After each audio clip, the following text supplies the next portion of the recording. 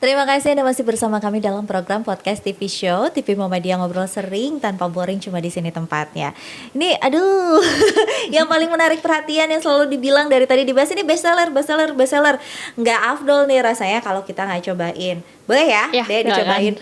Ini gimana cara makannya? Coba kamu aku atur dulu ini. Karena aku udah punya sendoknya. Oke, boleh.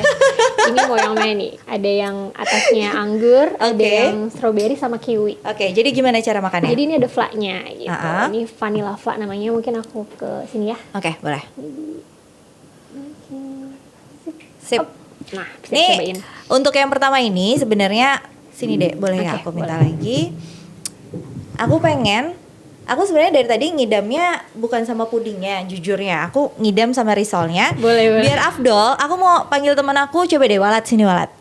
Jadi aku mau panggil kameramen aku. Oke, silakan. Coba kamu cobain pudingnya.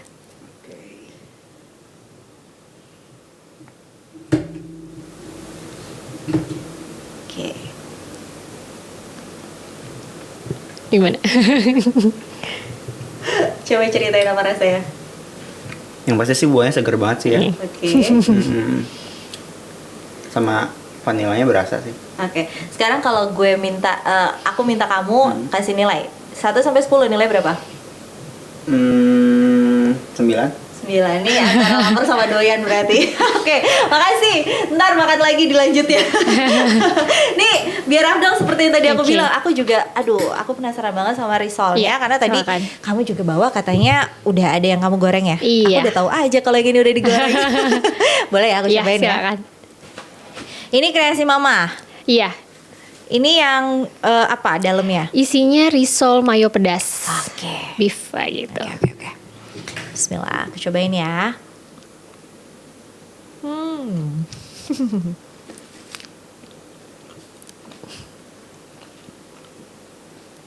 Jadi kalau boleh jujur nih, Dek, aku tuh penggemar aneka gorengan apapun.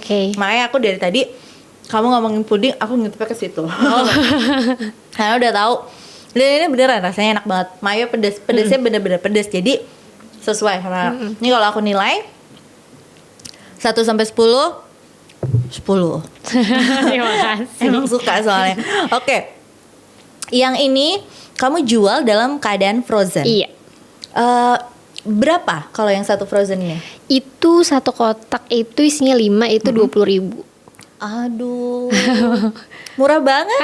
Iya. Kamu tuh kalau misalnya, aku nggak tahu ya, karena kan setiap pengusaha tuh pasti beda-beda cara berpikir untuk aku ngedapetin untungannya tuh harus segini.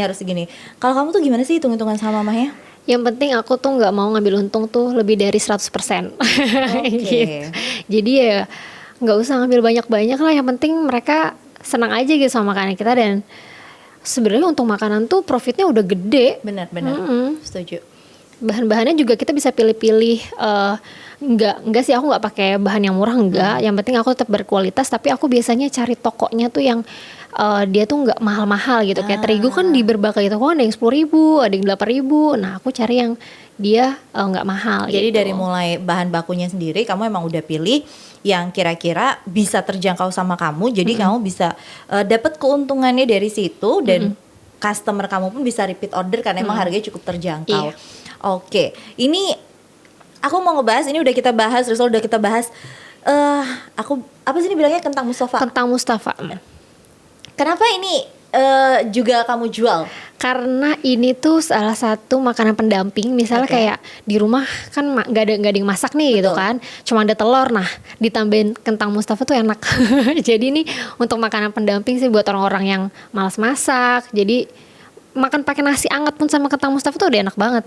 Jadi gitu. Ini berdasarkan pengalaman pribadi. Iya, karena pribadi aku suka banget sama kentang Mustafa. Oke. Gitu. Jadi berdasarkan pengalaman pribadi ya akhirnya kamu kayak ini bisa nih kalau dijual. Karena emang hampir semua orang kadang-kadang masak tapi misalnya cuma satu menu doang gitu.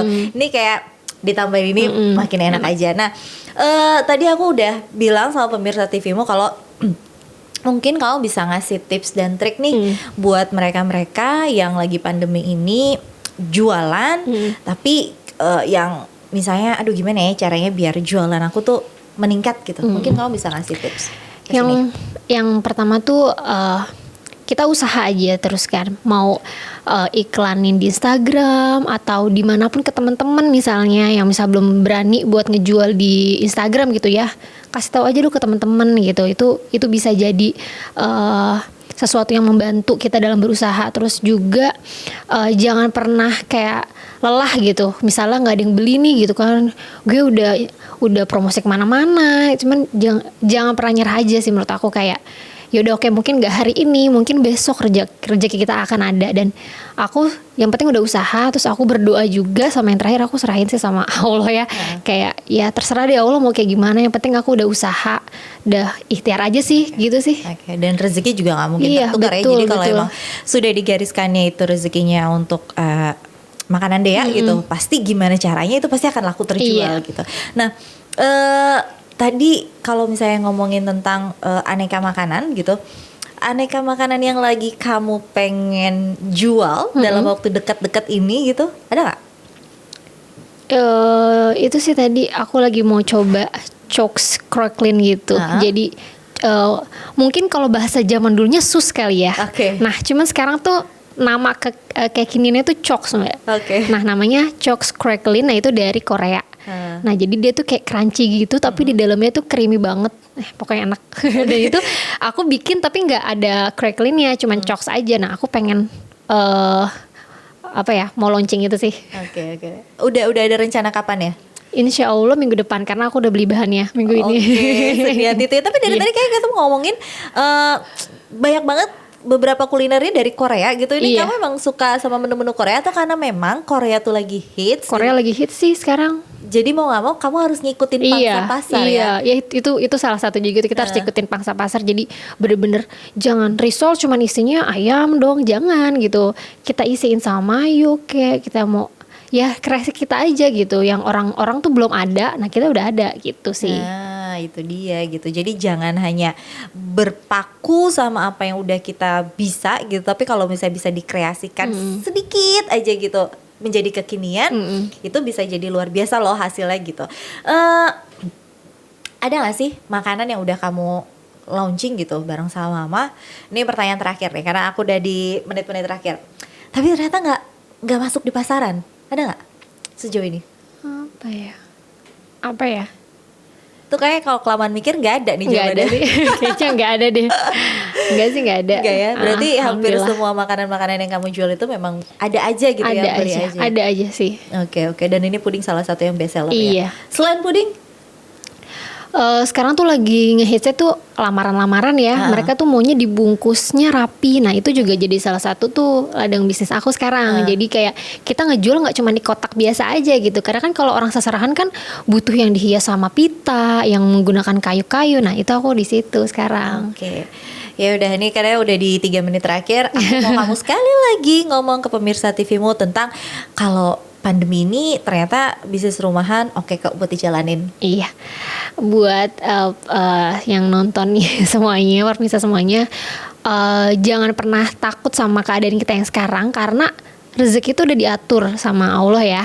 Jadi kayak kita berusaha aja, terus kita lihat kondisi yang ada nih, kira-kira apa nih yang cocok buat usaha kita, sukanya kita juga apa nih gitu. Nah itu dicoba dan jangan lupa berdoa sih terus yakin. Setuju. Jadi yang paling penting adalah lihat dulu kita tuh bakat dan minatnya di mana.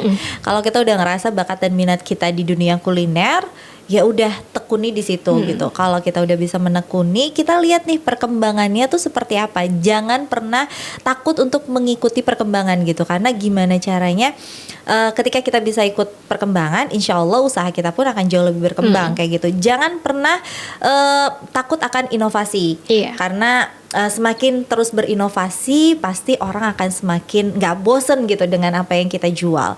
Dan terakhir mungkin jangan pernah lelah untuk berusaha gitu, karena Dea dan mamanya Bu Ratna juga usahanya tuh gak cukup hari ini doang gitu, tapi memulai usaha dari 2006, benar-benar fokus di 2017, dan ternyata pas pandemi ini jauh lebih luar biasa lagi. Itu semua bukan sesuatu yang gampang, tapi bukan sesuatu yang sulit juga. Yang penting ada kemauan. Dea sampai resign berarti dari kantor? Iya, sekarang udah nggak kerja. Aku Udah pengangguran, Mbak. Pengangguran yang berusaha di bidang kuliner dan ternyata jauh lebih sukses gak sih menurut kamu? Enak kerja apa enak usaha berarti? Enak usaha. Enak Soalnya usaha. bisa bangun siang aku. Salah satu enak usaha bisa bangun siang tapi bisa dapat uang yang jauh lebih banyak daripada karyawan. Oke lah, baik kalau kayak gitu. Semoga Dea usahanya terus makin berjaya. Terima kasih. Terus nanti jangan bosen juga kalau suatu saat aku undang lagi ke podcast TV Show, mungkin kita bakalan ngomongin kuliner-kuliner aneh lainnya yang boleh. bisa kamu ciptakan kayak gitu. Boleh. Nah, pemirsa Timo juga terima kasih ya sudah menyaksikan podcast TV Show pada hari ini. Jangan lupa untuk terus menyaksikan podcast TV Show setiap hari Senin sampai Minggu di jam yang sama. Saya Reni Risti pamit undur diri. Wassalamualaikum warahmatullahi wabarakatuh. Nih aku makan lagi ya.